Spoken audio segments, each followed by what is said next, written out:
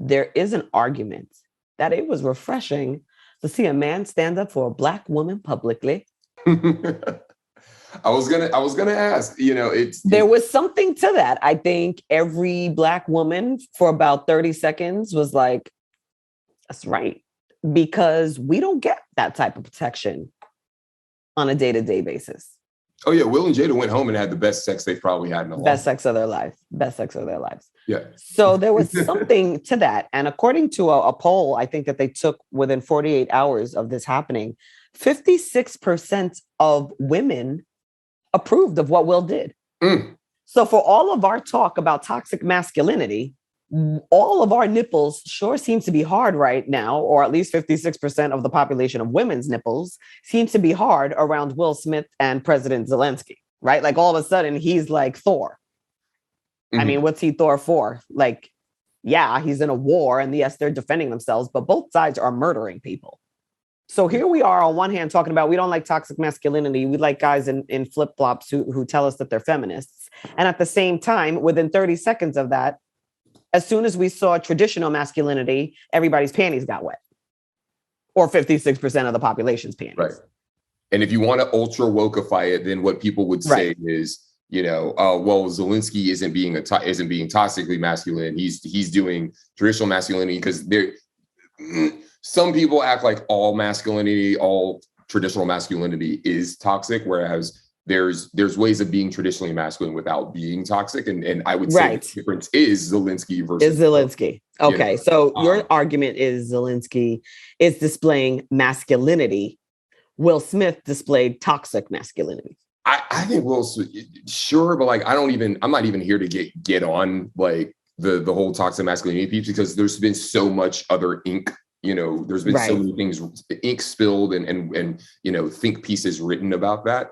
And I know I'm going to fuck it up because I'm not, I studied it a little bit in college, but like, I'm not a gender women's studies major or anything like that, but I'm familiar with the arguments and I think that's a very interesting perspective to hear that 56% of women, actually. Our team Will. Yeah. They were like, he disrespected his wife. He could have said anything. He said something that is extremely sensitive to her. Now, are we assuming that he was aware of her condition? Who, Chris Rock? Yeah. I mean, the whole earth doesn't know that Jada has alopecia. It's not like everybody got a newsletter. And some people saying, oh, well, she talked about it on Red Table Talk. Yeah, but not everybody watches Red Table. The whole planet Earth has not watched it. Some people have. So those people know. Is Chris Rock one of those people who knows? I don't know.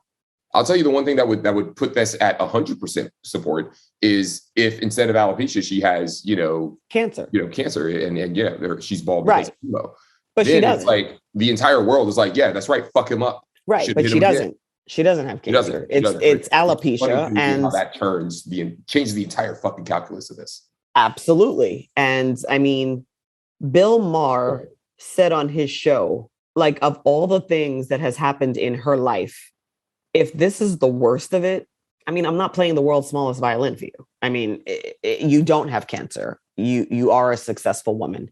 You are married to a successful man. You have a beautiful family. You are not dying of cancer. You are not dying of lupus. Is not having hair as a woman a very sensitive issue? Absolutely. Should it be taken seriously? Absolutely. Does that mean a comedian should never talk about it? No. I think comedians get a pass. Their job is to roast people. Having said that, why did that joke have to be at the price of a Black woman from a Black man, right? There's that. There is the question of if Rick Gervais had said that, would Will Smith have slapped him? Or The Rock. Right? Like, do you slap Ricky Gervais because that's a white guy, or The Rock, a much because he can fuck you up, right? Yeah.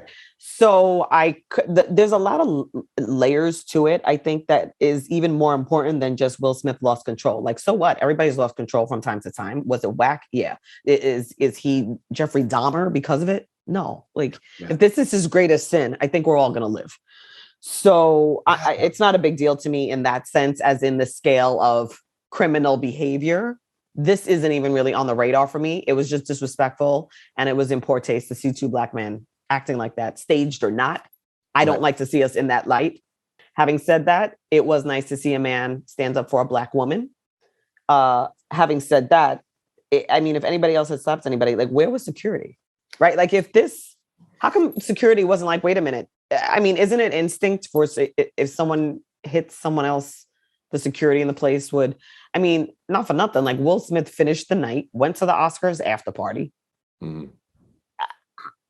How much of an incident could this have been if his night went on as if this didn't happen? Right. And just the idea that you're going to turn the idea of you saying that you're traumatized by seeing this, the idea that, oh, we asked them to leave and those reports have been immediately debunked. No, they did not. They were like, no, of course we didn't ask him to leave. He's winning the Academy Award tonight. He's not going anywhere.